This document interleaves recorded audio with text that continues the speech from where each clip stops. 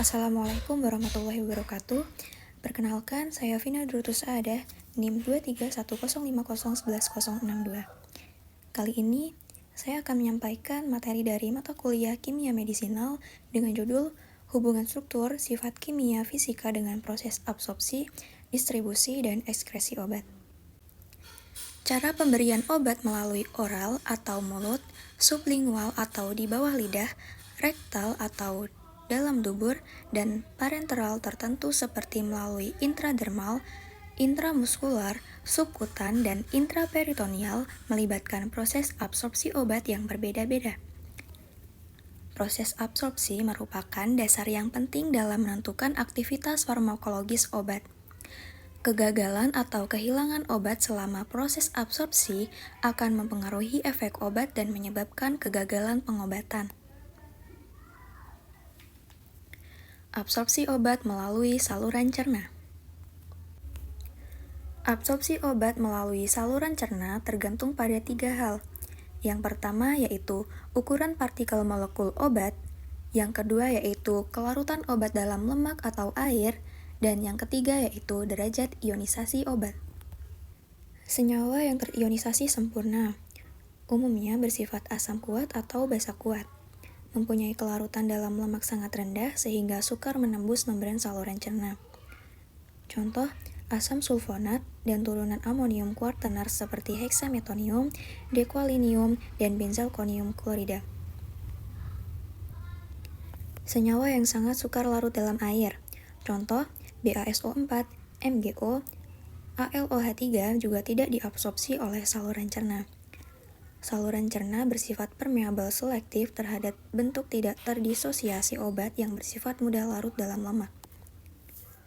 Kelarutan obat dalam lemak merupakan salah satu sifat fisik yang mempengaruhi absorpsi obat ke membran biologis. Makin besar kelarutan dalam lemak, makin tinggi pula derajat absorpsi obat ke membran biologis. Hubungan struktur sifat kimia fisika dengan proses distribusi obat.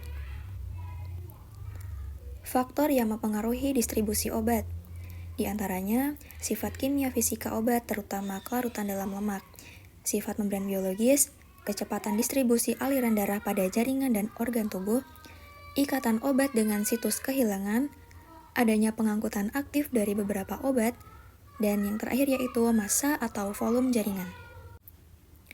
Distribusi obat. Umumnya, distribusi obat menembus membran biologis melalui proses difusi. Mekanisme difusi dipengaruhi oleh struktur kimia, sifat kimia fisika obat, dan sifat membran biologis. Difusi terdiri dari difusi pasif dan difusi aktif. Difusi pasif yang pertama yaitu difusi pasif dengan cara melarut dalam lemak penyusun membran, yang kedua yaitu difusi pasif melalui pori, dan yang ketiga yaitu difusi pasif dengan fasilitas. Sedangkan difusi aktif, yang pertama yaitu transfer aktif, dan yang kedua yaitu pinositosis. Hubungan struktur, sifat kimia fisika dengan proses ekskresi obat. Ekskresi obat melalui paru. Obat yang dieskresikan melalui paru adalah obat yang digunakan secara inhalasi. Contoh, siklopropan, etilen, nitrogen, oksida, halotan, eter, dan kloroform. Sifat fisik yang menentukan kecepatan ekskresi obat melalui paru adalah koefisien partisi darah atau udara. Obat yang mempunyai koefisien partisi darah atau udara kecil seperti siklopropan dan nitrogen oksida diekskresikan dengan cepat.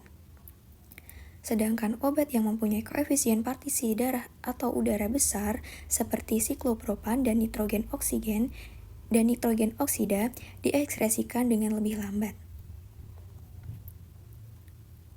Ekskresi obat melalui ginjal melibatkan 3 proses yaitu penyaringan glomerulus, absorpsi kembali secara pasif pada tubulus ginjal, dan sekresi aktif pada tubulus ginjal. Yang pertama yaitu penyaringan glomerulus. Membran glomerulus dapat dilewati oleh molekul obat dengan BM kurang dari 5000 dan bersifat hidrofil. Yang kedua yaitu absorpsi kembali secara pasif pada tubulus ginjal. Obat yang bersifat polar, sukar larut dalam lemak tidak diabsorpsi kembali oleh membran tubulus. Absorpsi kembali sangat tergantung pada pH urin. Obat yang bersifat asam lemah, ekskresinya meningkat pada pH urin basa, sedangkan obat yang bersifat basa lemah, ekskresinya meningkat pada pH urin asam. Asam kuat dengan nilai pKa kurang dari 2,5 dan basa kuat dengan nilai pKa lebih dari 12 terionisasi sempurna pada pH urin sehingga sekresinya tidak terpengaruh oleh perubahan pH urin. Dan yang ketiga yaitu sekresi aktif pada tubulus ginjal. Obat dapat bergerak dari plasma darah ke urin melalui membran tubulus ginjal dengan mekanisme pengangkutan aktif atau active transport. Contoh, bentuk terionisasi obat yang bersifat asam yaitu asam salisila dan penisilin. Bentuk terionisasi obat yang bersifat basa yaitu kuinin, tiamin, dan dopamin. Yang terakhir yaitu ekskresi obat melalui empedu. Obat dengan BM kurang dari 150 dan obat yang telah dimetabolisme menjadi senyawa yang lebih polar dapat diekskresikan dari hati melalui empedu menuju ke usus dengan mekanisme pengangkutan aktif. Obat tersebut biasanya dalam bentuk terkonjugasi dengan asam glukuronat, asam sulfat, atau glisin. Di usus, bentuk konjugat tersebut secara langsung diekskresikan melalui tinja. Demikian materi yang dapat saya sampaikan.